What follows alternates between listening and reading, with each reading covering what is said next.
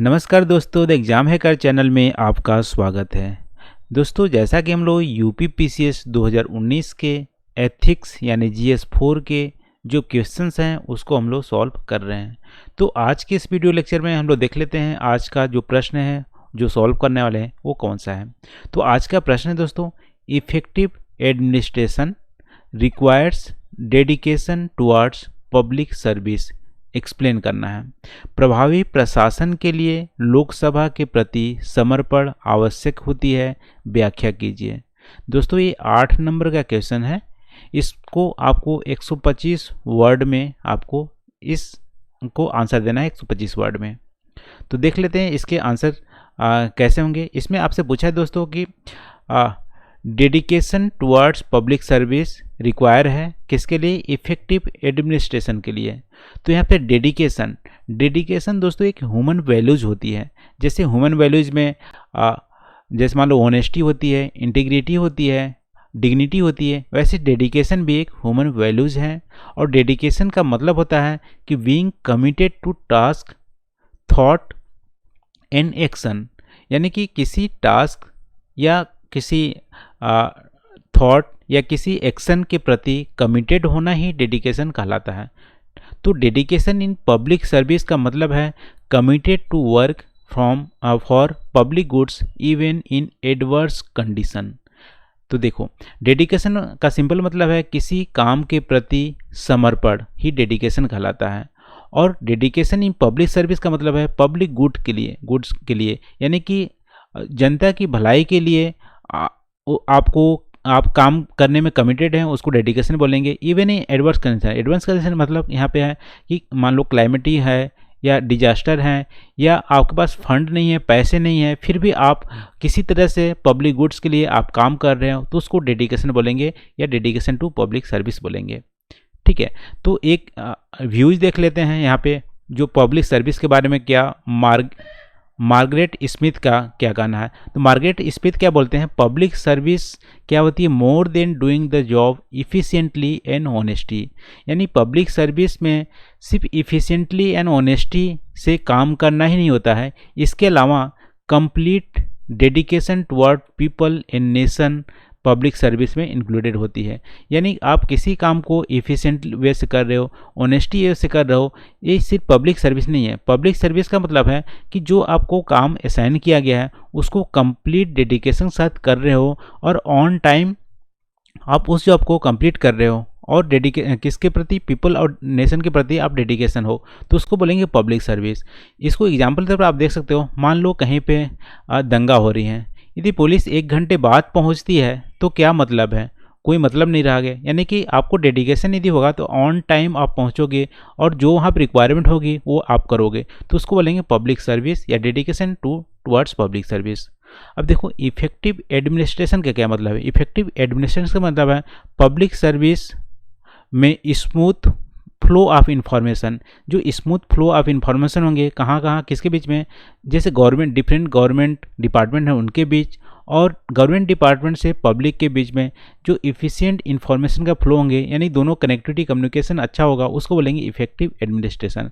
इसका मतलब है कि मान लो गवर्नमेंट ने कोई पॉलिसी या कोई भी पॉलिसी स्कीम लाई है तो जनता के प्रति कितना इफेक्टिव वे में कम्युनिकेट हो रहा है, या जनता की जो रिक्वायरमेंट है वो गवर्नमेंट को पहुंच रहा है कि नहीं, उनके वॉइस गवर्नमेंट तक पहुंच नहीं रही है कि नहीं, ये सारे को मैनेज करना क्या कहलाता है? इफेक्टिव एडमिनिस्ट्रेशन कहलाता है।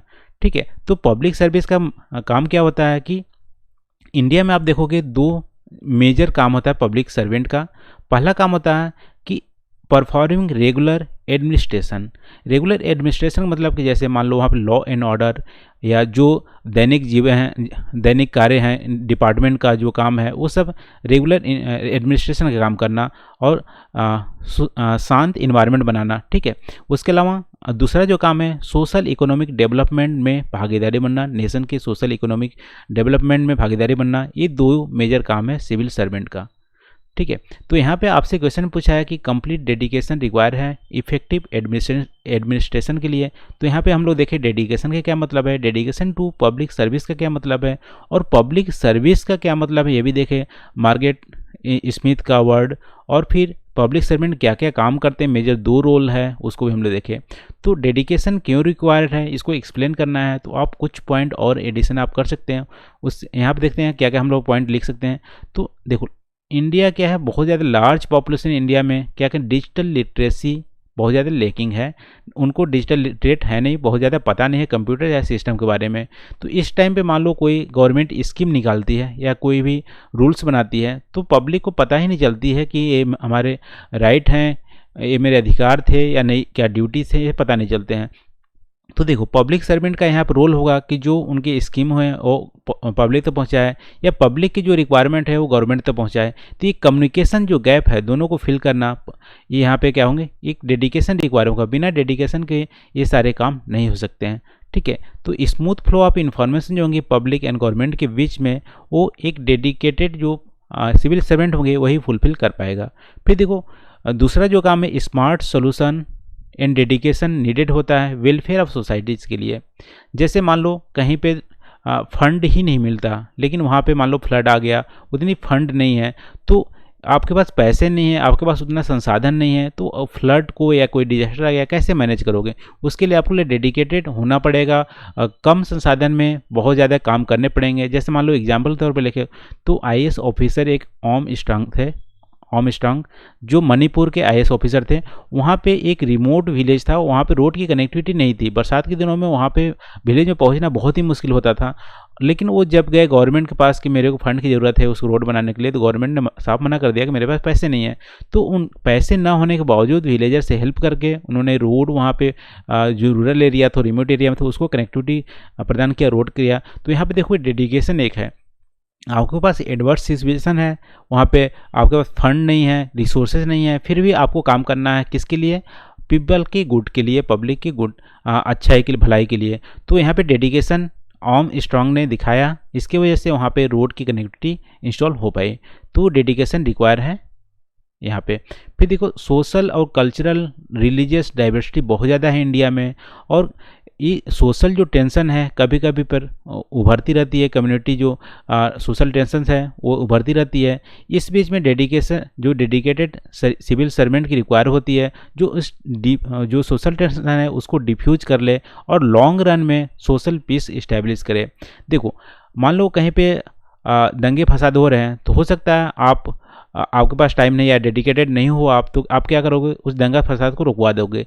लेकिन लॉन्ग रन में वहाँ पे जो सोशल पीस लानी है, ऐसा वहाँ पे दंगा फसाद ना हो, उसके लिए क्या करना पड़ेगा, उसके लिए एक आपको डेडिकेशन दिखाना पड़ेगा, एक समर्पण दिखाना पड़ेगा कि वहाँ पे सोसाइटी में क्या एक्चुअल प्रॉब्लम है उसको फाइंड आउट किया जाए और दोनों के बीच में जो मतभेद हैं उसको दूर करके वो उसको शांत किया जाए। तो एक यहाँ पे डेडिकेशन जरूरी है। तो आप देख सकते हो बिना डेडिकेशन के ना ही इन्फॉर्मेशन की फ्लो हो रही है, जो कम्युनिकेशन गैप हो रहा है गवर्नमेंट और पब्लिक के बीच में, वो आप फुलफिल कर सकते हो। ना ही बिना डेडिकेशन के आप एडवर्स कंडीशन में जो पीपल्स के गुड्स के लिए जो आप कार्य नहीं कर सकते हैं, और ना ही डेडिकेशन, यदि डेडिकेशन की कमी होगी तो सोशल जो टेंशन होते हैं, जो दंगे फसाद होते हैं, उसको आप लॉन्ग रन में सस्टेनेबल आप जो सोशल पीस नहीं दे पाएंगे। ठीक है, तो यहाँ पे एक dedication towards public service require है इफेक्टिव एडमिनिस्ट्रेशन के लिए, ऐसा आप एक्सप्लेन कर सकते हो। तो आज के वीडियो में बस इतना ही दोस्तों। आई होप आपको वीडियो पसंद आया होगा। यदि कोई पॉइंट और आप एडिशन या कुछ आप रिमूव करना चाहते हो पॉइंट, या कुछ सजेशन देना चाहते हो, प्लीज़ कमेंट करके आप हमें ज़रूर बताइए, और वीडियो कैसे लगा वो भी आप कमेंट करके हमें बता सकते हैं। तो आज की वीडियो में बस इतना ही दोस्तों। Thank you for watching. मिलते हैं अगले वीडियो में नए क्वेश्चन के साथ। Thank you.